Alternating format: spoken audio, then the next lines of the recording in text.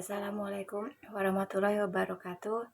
Saya Kristia, istri dari Bayu Haji Anwari yang saat ini sedang berjuang mendapatkan keadilan atas vonis 15 tahun kurungan yang dijatuhkan kepada suami saya meskipun ia tidak bersalah.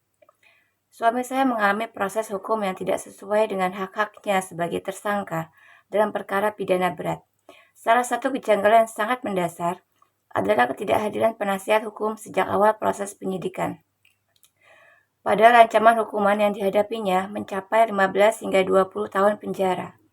Sebagai istri yang awam dalam bidang hukum, saya baru mengetahui bahwa pendampingan penasihat hukum merupakan hak wajib bagi tersangka yang terancam pidana penjara di atas 5 tahun setelah vonis jatuh. Namun, dalam kasus suami saya, hak tersebut diabaikan dan lewat begitu saja. Kronologinya begini. Penangkapan suami saya ditangkap pada 1 September 2023 sekitar pukul 10 sampai 11 siang sebelum waktu sholat Jumat. Pemeriksaan awal dilakukan pada malam hari sekitar pukul 22. Saat itu suami saya menandatangani sebuah surat pernyataan yang berbunyi, demikian bunyinya sesuai surat, bahwa dalam pemeriksaan saat sekarang ini, saya tidak perlu didampingi oleh penasihat hukum dan atau pengacara serta akan saya hadapi sendiri. Kemudian pemeriksaan dilanjutkan. Dan pada tanggal dan jam yang sama pula, yaitu 1 September 2023, pukul 22, sesuai berkas yang saya pelajari, suami saya juga menandatangani BAP yang isinya adalah ia mengakui melakukan tindakan pidana tersebut. Bukankah sangat aneh jika seseorang yang terancam hukuman 15 hingga 20 tahun penjara memilih tidak didampingi pengacara? Bukankah keputusan untuk menandatangani surat pernyataan tersebut perlu ditinjau kembali, sebab dan akibatnya? Suami saya sebenarnya hanya menolak pengacara yang ditunjuk oleh penyidik dan ingin memilih pengacaranya sendiri.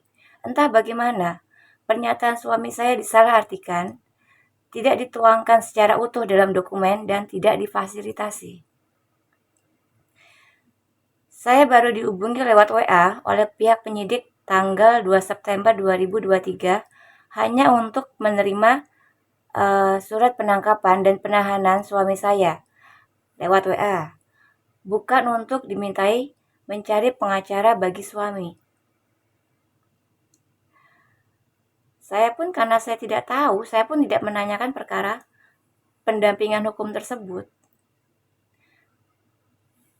Selama penahanan awal, suami saya pertama kali menghubungi saya melalui telepon penyidik pada 7 September 2023.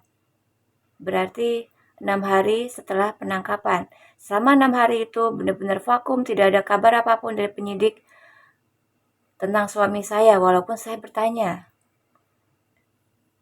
7 September itu saya menerima telepon bukan untuk, saya menerima WA sekaligus telepon bukan untuk mencari, bukan untuk membahas pengacara, melainkan untuk menanyakan dokumen motor yang waktu itu dianggap sebagai barang bukti. Saya waktu itu ketika menerima telepon itu, saya tidak tahu kalau motor itu adalah barang bukti.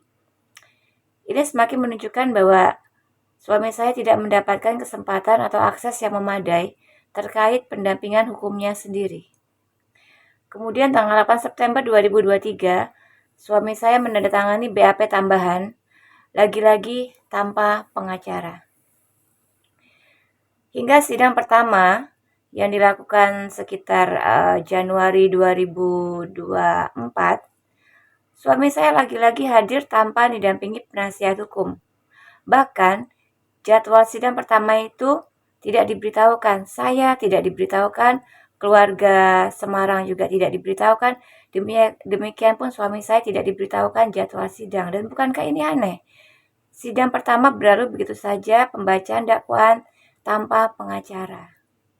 Barulah pada sidang kedua, yang berjarak sekitar 1 minggu setelahnya, suami saya memakai pengacara. Berdasarkan kronologi di atas, saya memohon kepada aparat penegak hukum untuk meninjau ulang proses hukum terhadap suami saya.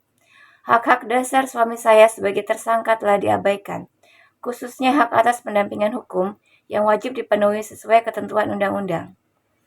Keputusan untuk menandatangani surat pernyataan penolakan pengacara seharusnya tidak hanya dilihat dari bentuknya, tapi juga dari konteks sebab akibatnya. Bukankah sangat tidak masuk akal bagi seseorang yang menghadapi ancaman hukuman hingga 20 tahun untuk memilih menghadapi proses hukum tanpa pengacara, tanpa dibela? Apalagi pihak keluarga tidak pernah dimintai pendapat atau diberi informasi memadai terkait kebutuhan pendampingan hukum. Berdasarkan penjelasan Pak Oto Hasibuan selaku Ketua Peradi atau Perhimpunan Advokat Indonesia dan Wakil Menteri Koordinasi Hukum, HAM, Imigrasi, dan Pemasyarakatan Indonesia, bukankah seharusnya suami saya bebas karena tidak didampingi pengacara sejak pemeriksaan, penandatanganan BAP, bahkan hingga sidang pertama? Saya berharap keadilan dapat ditegakkan dengan memperhatikan fakta-fakta tersebut dan segala kejanggalan yang terjadi dapat ditangani secara objektif demi terciptanya proses hukum yang adil sesuai dengan prinsip di proses of law. Terima kasih, semoga ada pihak-pihak yang mendengarkan keluhan saya. Terima kasih.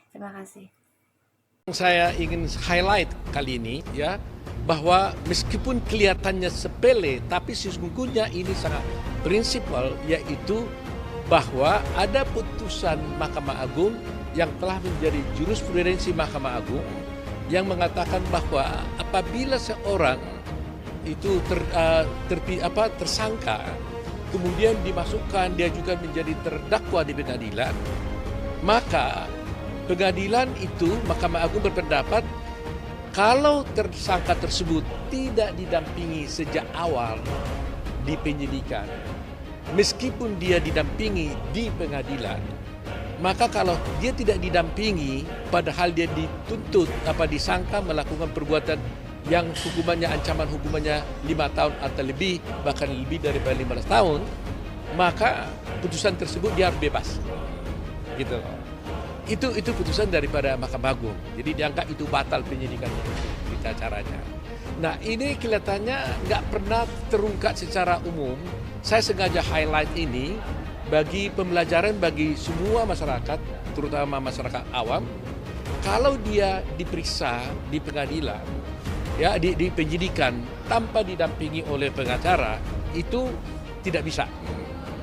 Saya sebagai Ketua Umum Peradi pernah juga mendapat surat dari KPK. Karena waktu itu ada tersangka di KPK, entah kenapa mungkin dia tidak bisa menggunakan pengacara karena tidak ada uang atau karena sebab apa. Tetapi kami dimintakan dari Peradi untuk mengirim advokat untuk mendampingi tersangka itu. Kedua, saya juga pernah minta permintaan dari Kejati Balikpapan. Karena di sana ada kasus korupsi, pada waktu itu juga tidak didampingi pengacara, dia butuh advokat dan saya kirim advokat di sana. Ini membuktikan bahwa mereka sendiri, para penegak hukum itu sudah tahu bahwa itu kewajiban hukum mereka. Jadi alasan bagi penyidik yang mengatakan bahwa tidak tersedianya advokat di daerah tersebut, itu pun tidak bisa dijadikan alasan untuk tidak memberikan bantuan hukum kepada seorang tersangka. Nah, itulah sebabnya tadi di dalam permohonan kami telah kita jelaskan tentang adanya prinsip hukum. Di sana kita jelaskan ada prinsip Miranda Rules. Kalau kalian ada lihat nonton di film, kalau seorang tersangka ditangkap, maka polisi langsung mengatakan, kamu tersangka, kamu punya hak untuk diam, untuk bungkam. You have the right to be silent, katanya. Kamu punya hak untuk diam. Kamu karena apa yang kamu ucapkan dalam keteranganmu ini bisa memberatkan kamu, gitu, ya kan? Dan harus disebutkan bahwa kamu berhak untuk mendapatkan pengacara. Jadi kalau seseorang itu diperiksa tanpa menggunakan pengacara, akibat hukumnya itu adalah dia harus dibebaskan karena berita acara itu bebas. Nah, kenapa saya highlight ini? Supaya masyarakat tahu, dan saya ingin melihat apakah dalam kasus ini Mahkamah Agung konsisten nggak dengan putusannya. Terhadap perkara-perkara yang lain, Mahkamah Agung konsisten. Kalau itu tidak didampingi pengacara, dia harus bebas. Jadi berkaca dari ini, mestinya dengan mudah kita bisa tahu sebenarnya. Kalau kita pegang ini ya sebenarnya tanpa harus mempelajari kasus apakah saksi, apakah novum dan sebagainya, dia sudah harus bebas. Sudah selesai. Ini paling mendasar gitu.